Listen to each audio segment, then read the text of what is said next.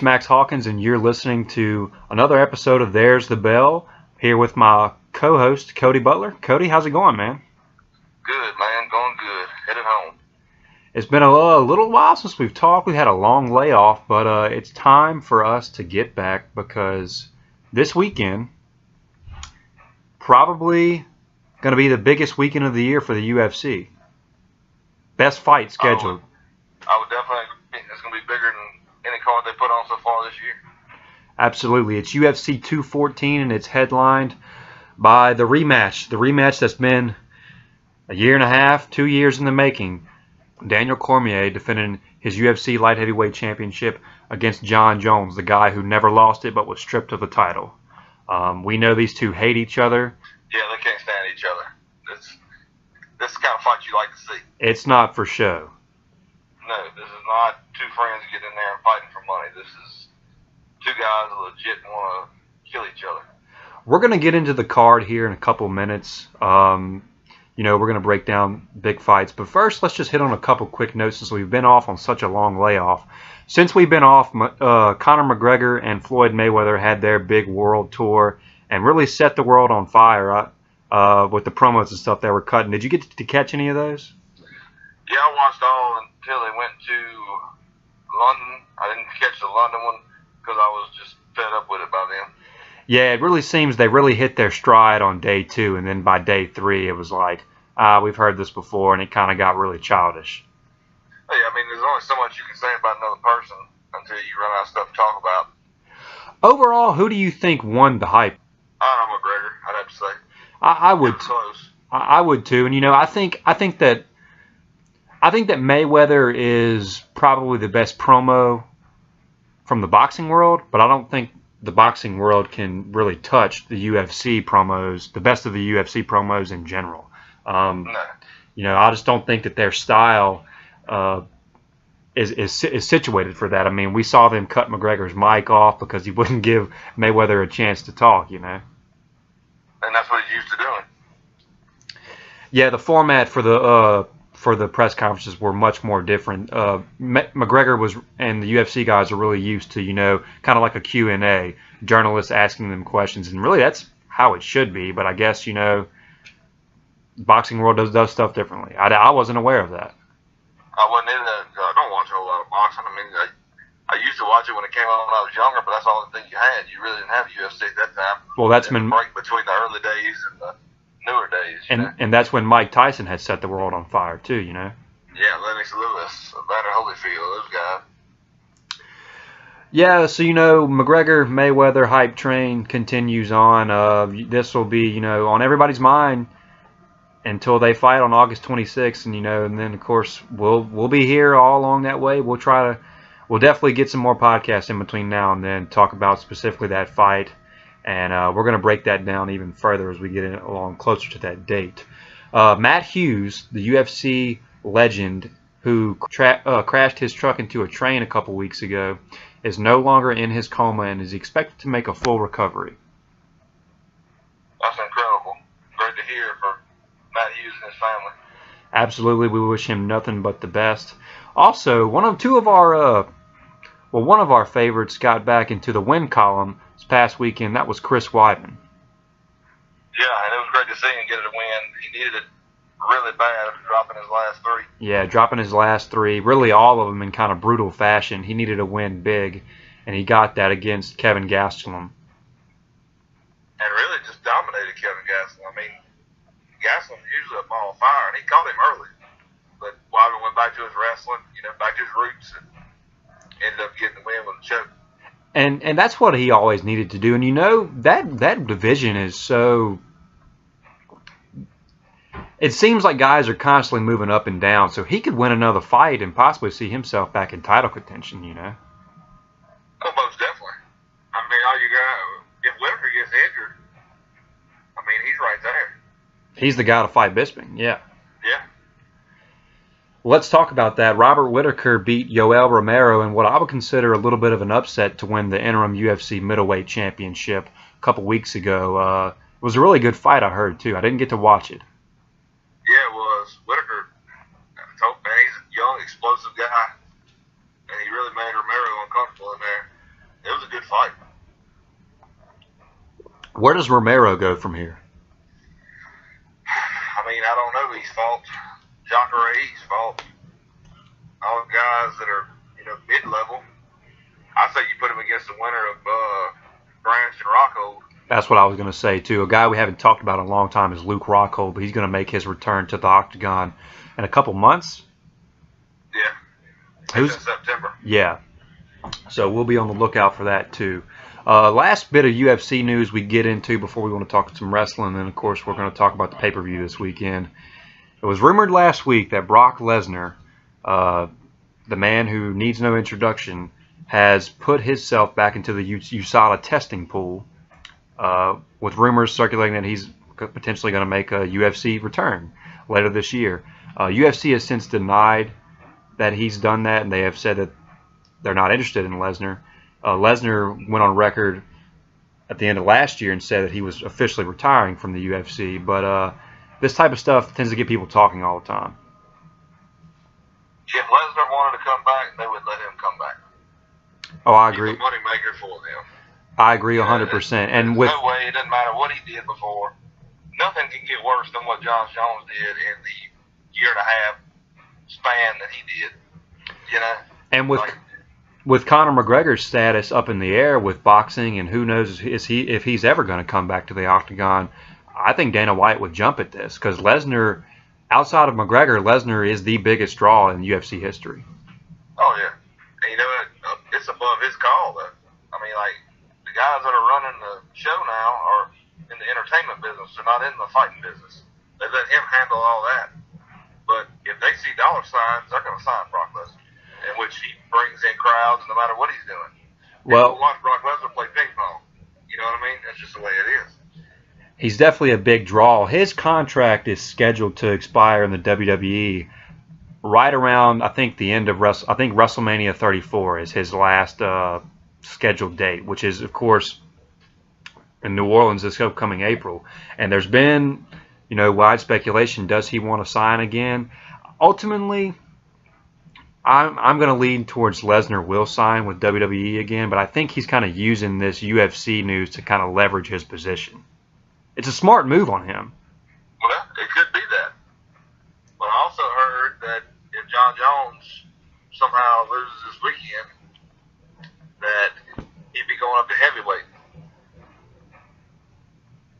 And him at a heavyweight, I heard they're talking about a super fight next year with Jon Jones and Lesnar. Well, Jon Jones has already commented on it. Yeah, I'm glad you brought this up, because I think a fan asked Jon Jones would he fight Brock Lesnar, and he said, yeah, he would love to fight Brock Lesnar, and Lesnar basically commented back saying, yeah, I'd fight him.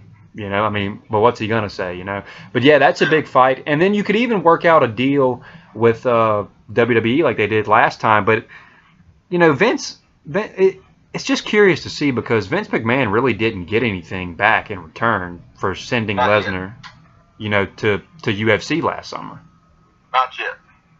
I think the Ronda Rousey thing is coming. I really do. That could be true. Yeah, I guess we'll have to wait for WrestleMania season to see that. Is she still with the UFC officially? I don't think she's contracted, but I don't see her coming back. Right. But as long as she's under contract, I guess they could stop her from doing that. Exactly. They can stop her from doing whatever she wants to. Let's get into some more wrestling news. Last night on SmackDown, one of your favorites, one of my favorites too, the Ayatollah of Rock and Rolla, Chris Jericho, returned last night. Drink it in,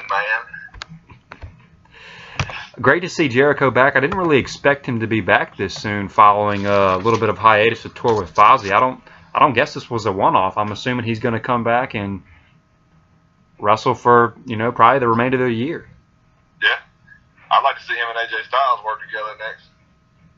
Yeah, they had that match last night where Styles, it was a triple threat, Jericho, Owens, and Styles ended up winning the United States Championship last night. But yeah, all three of those guys are awesome. They can all go. And they don't usually do that classic triple threat finish like they did last night.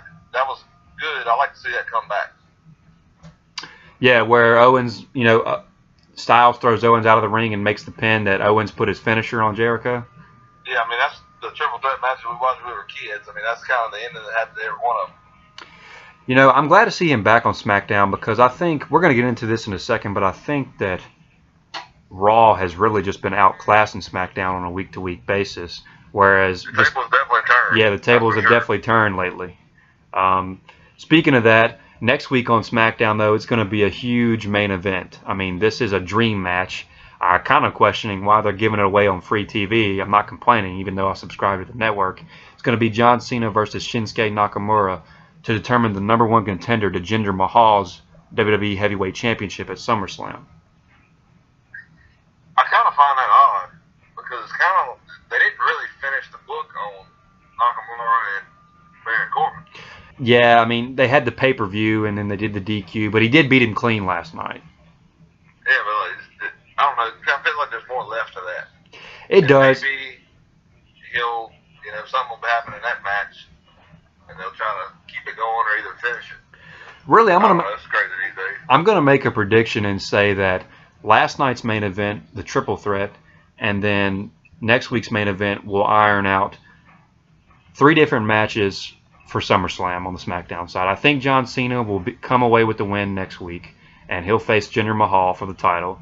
I think that Kevin Owens and Chris Jericho still have unfinished business. Yeah. And who would complain if we saw AJ Styles and Shinsuke Nakamura wrestle for that United States Championship? They hinted at that the week before. That could be 3 great matches. I agree. We'll see what happens. SmackDown And you is... got to see a cash in coming in soon, too. Yeah, SmackDown is definitely must-watch next week. Let's talk about this. Great Balls of Fire was a big pay-per-view for WWE, and really a really good one, I felt like. What was your reaction after watching the pay-per-view? This was the one where Samoa Joe headlined against Brock Lesnar. I mean, I thought it was okay. I thought the matches were, I don't know, it didn't give me the feeling like I thought I would have after that card. The card was built up to be one of the best of the year. I didn't feel like it delivered that. Well, see, I felt it was pretty good. I think the pure wrestling match of the night was the tag team Iron Man match between the Hardy Boys and Sheamus and Cesaro. Yeah, that was the best match of the night, no doubt. But Reigns and Strowman was the talk of the They put on a night. hell of a show. Yeah, afterwards. And I mean, anytime I guess the main event was just kind of lackluster to me. well, It was okay. It but was. I mean, you got to realize those 2 big guys. You're not going to have your classic, and they're both heels.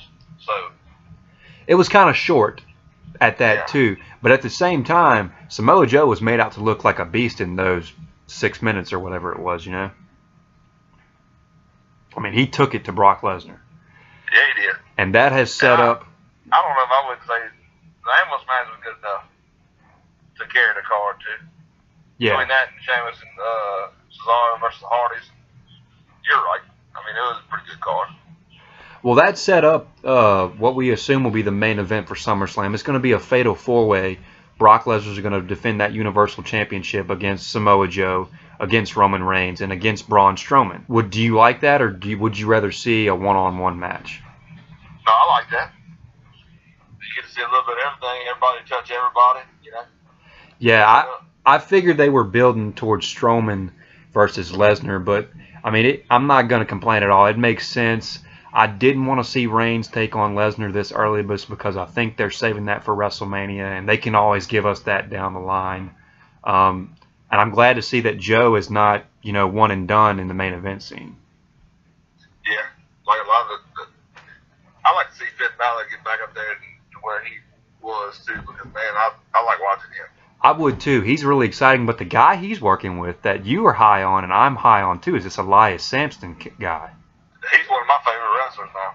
This guy is a hard hitter and he is vicious in the ring. I mean, he's a great heel. Yeah, and a great look too. Absolutely. I didn't realize he was that big. He was that big. That is a big guy, dude. Yeah, he is. So we've been praising WWE for the past 5 minutes, but we touched upon this earlier. Who's been better more consistently, Raw or SmackDown, and tell me why? I would have to say Raw. And I guess because you got the Shield half-ass reunited.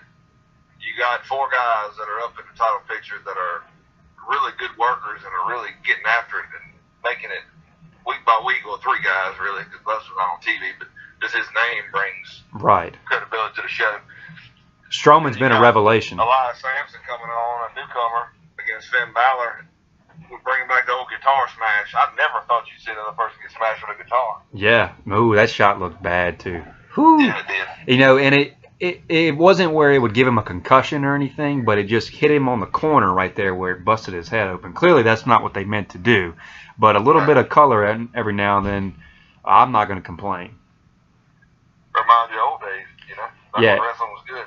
Absolutely. And the tag team scene on Raw is really good too right now. You got the Hardy Boys, the Revival, you know, Sheamus and Cesaro. What do you think about Big Cass and Enzo Amore breaking up? I think they've made Big Cass look like a monster. Yeah, But you gotta have somebody come out there and challenge him.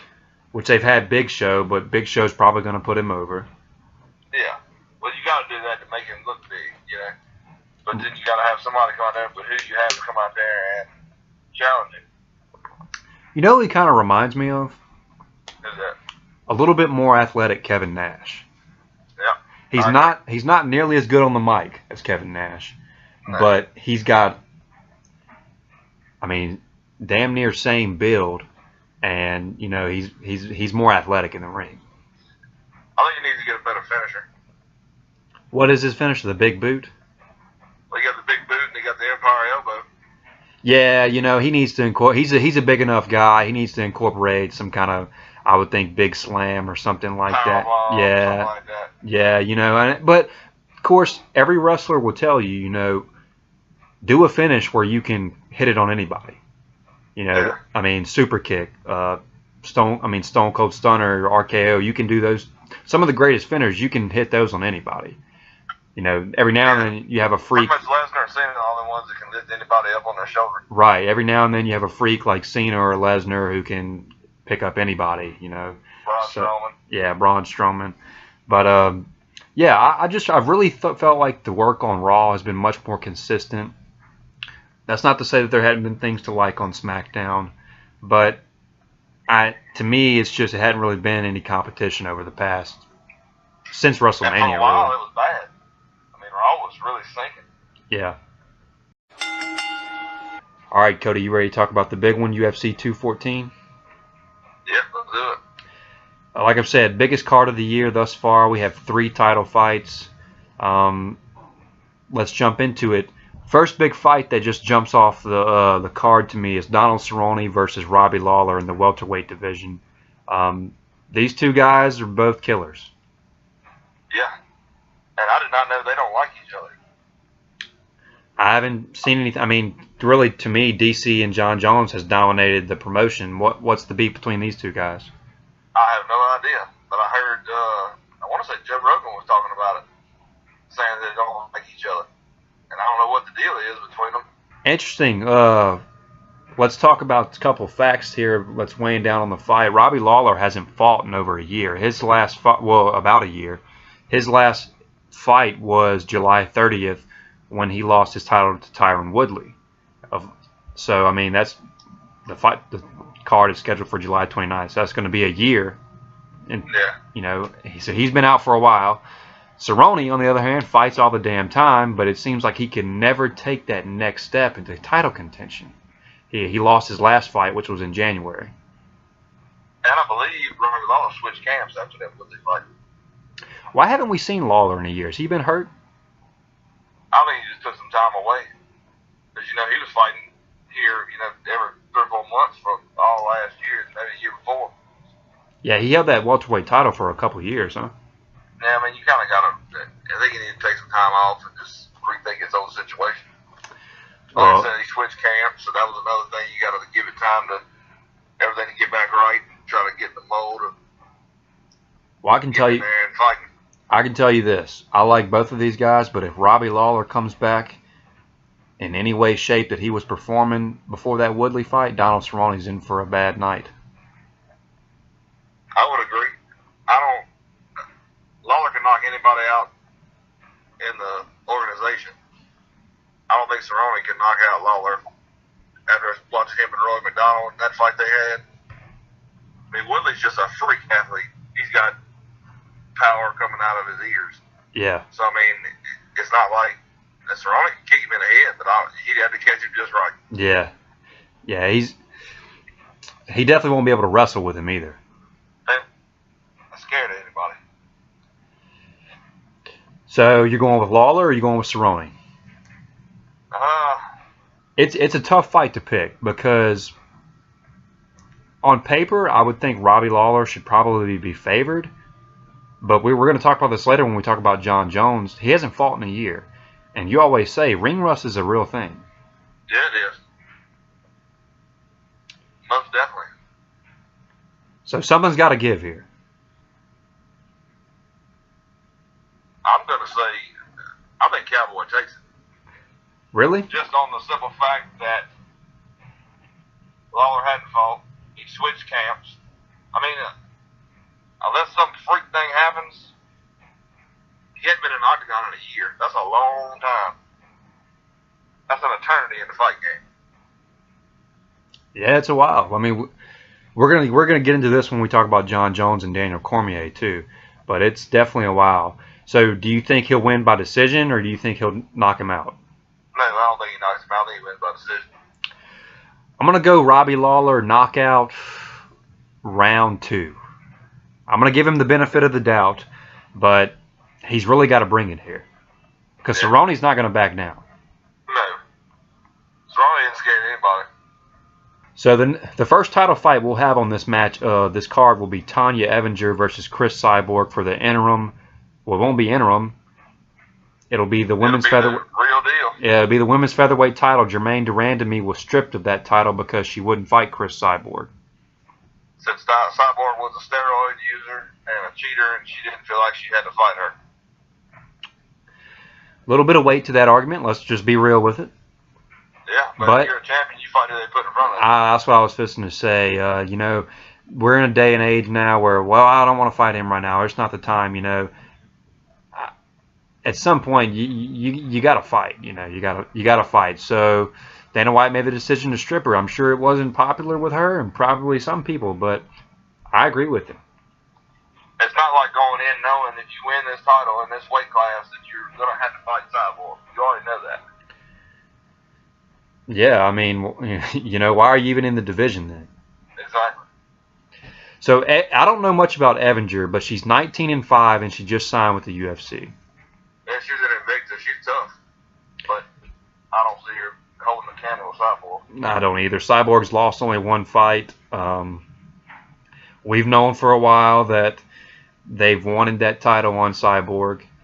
Me and you have speculated that they're building to a super fight between her and whoever the women's bantamweight champion is, probably Amanda Nunes. Yeah. I don't see Amanda Nunes. Well, I don't know. I can't see. That'd probably be a pretty good fight. I think her and Holly Holm do a pretty good fight. Cyborg? Yeah. It's that style that Holly Holm fights that would be hard for Cyborg to counter, you know?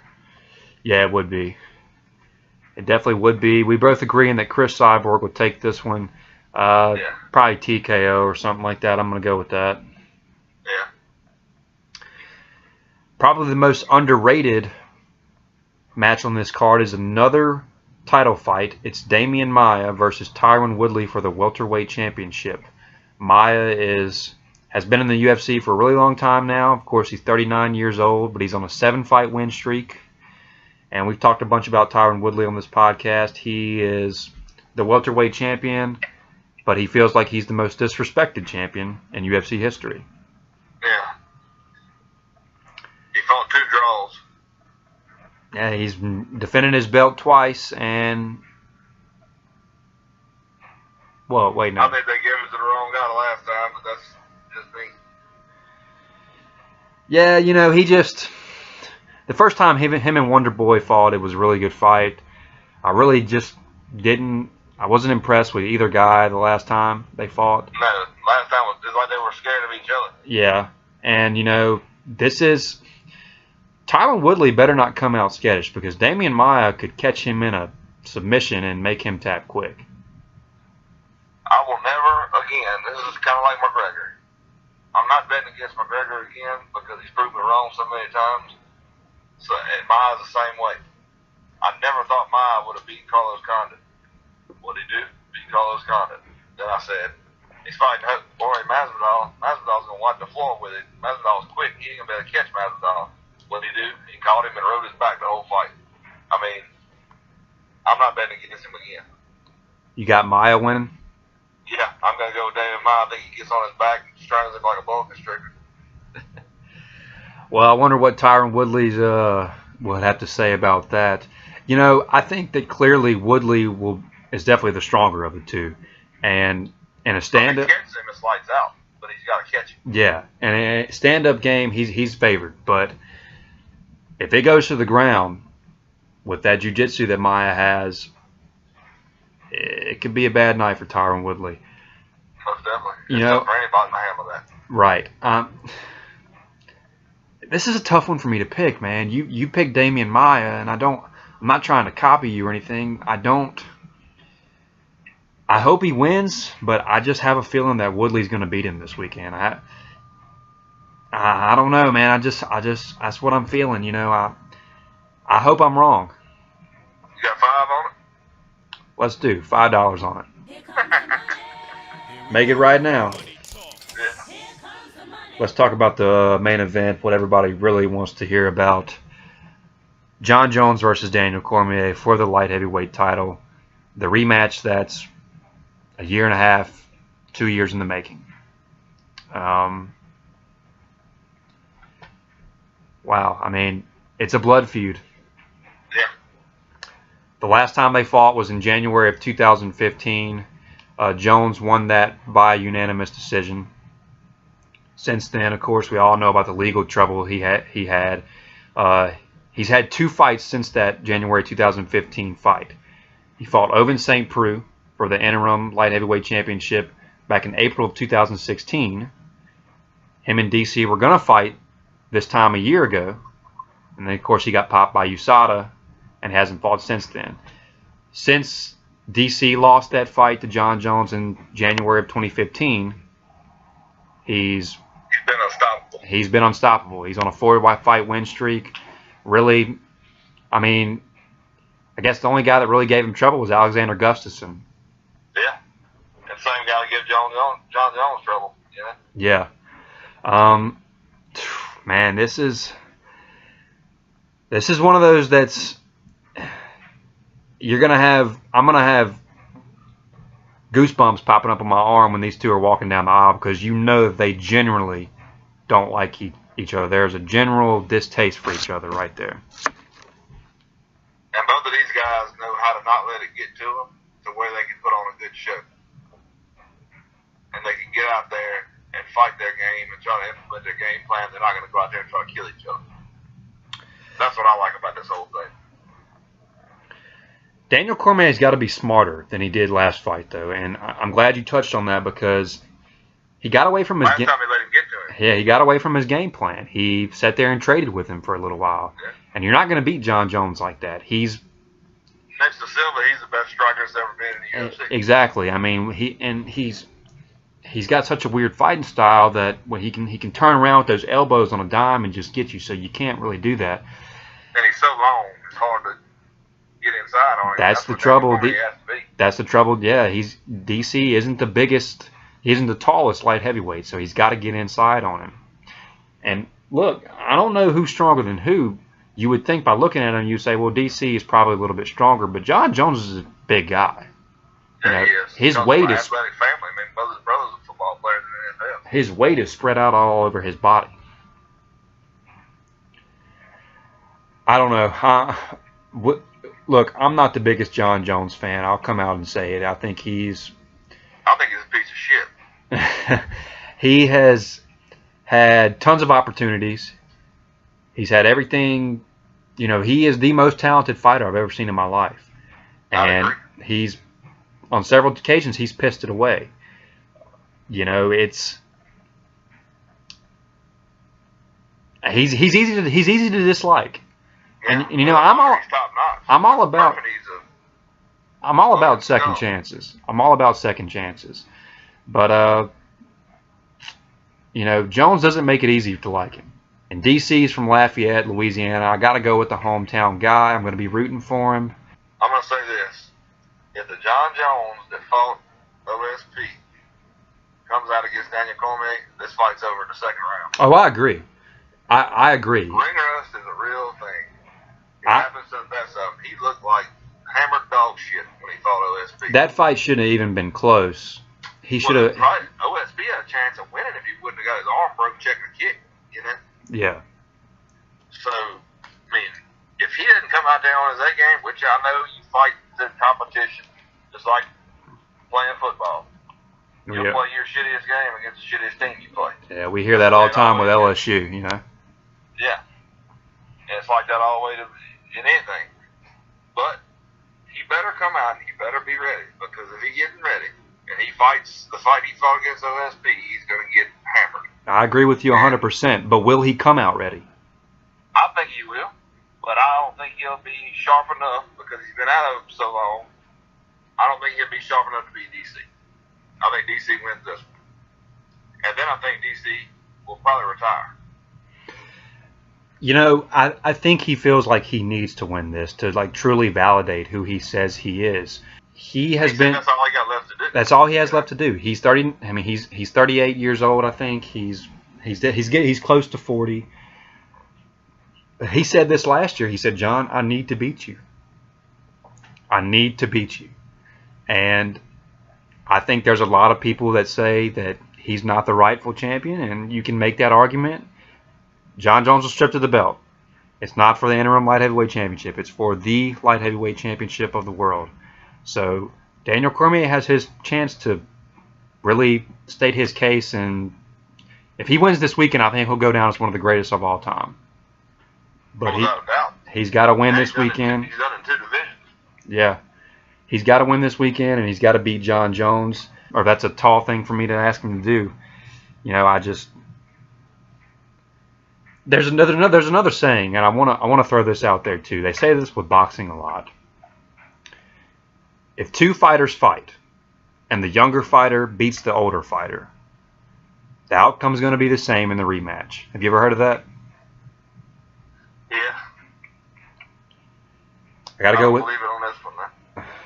I hope you're right. I'm going to be rooting for DC, but I'm going to go with history right there. I'm going to say Jon Jones wins. So let's go through this one more time. You're picking Donald Cerrone. I'm picking Robbie Lawler. We're both picking Chris Cyborg. You're picking Damian Maia. I'm picking Tyron Woodley. You're picking DC. I'm picking Jon Jones. Okay, so we're different. We're usually pretty much the same on a lot of these, but we're split on this one, so that's good. And we have $5 riding on one of the fights, so. Yeah. I'll buy on every one of them if you want to. Look, man, I'm in college. I don't have like a ton of money, you know. So. Well, you better hope it comes out better than what you did last time. Maybe you can't watch it on the back porch. I think you won one of those. Yeah, I was bad on the record that time. So we'll just do this one fight, all right? All right, I got you. All right, man. Anything else you want to talk about? I think we pretty much covered everything. Yeah, let's close it out, man. We talked about everything we had to talk about. Obviously, big pay-per-view this weekend, so try to watch it. I know you'll be in Grand Isle. I'll be on my way to the beach. Well, I'll be at the beach by then, so I'm going to have to find somewhere to watch it because I'm not missing this one. That's right. You can't. Biggest card of the year. Biggest card of the year. As always, you can catch us on Facebook. There's the Bell with Max Hawkins and Cody Butler. Cody is really, really active on that. He's constantly putting new stuff on there, or sharing a bunch of content and stuff like that. We're going to hopefully get some more interviews lined up for you guys when we get back from vacation. We've got one in the works. I don't want to say who it is right now because I don't want things to fall through and to promise something. But it is someone who was a former UFC fighter. So we'll hopefully get more good news about that, and we'll have some interviews for when we get back. And, you know, everybody, as always, we share, like, subscribe. Please comment. Cody? Let us know. Input. That's the only way we can change things and make you guys like the show better. Let us know what we're doing right. Let us know what we're doing wrong. All right, man. Let's do it. Later.